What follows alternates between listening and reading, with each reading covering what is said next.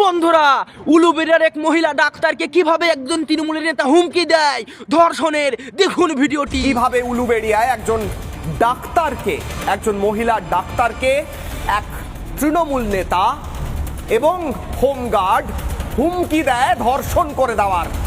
এবং মাফ করবেন আমি এই শব্দ ব্যবহার করছি, বাট সেই দুষ্কৃতী তৃণমূলের নেতা বলে যে তার গোপনাঙ্গে নাকি রড ঢুকিয়ে দেবে।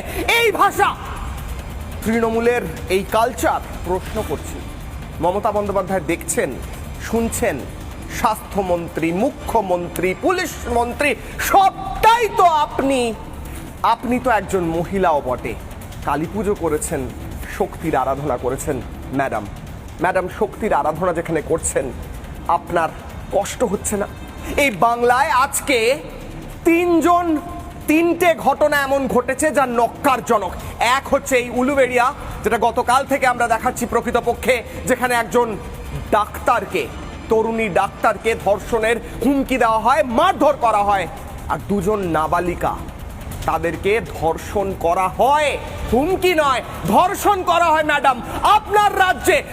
ভিডিওটি ভালো লাগলে বেশি বেশি করে শেয়ার করে আমাদের পেজটা ফলো করবেন।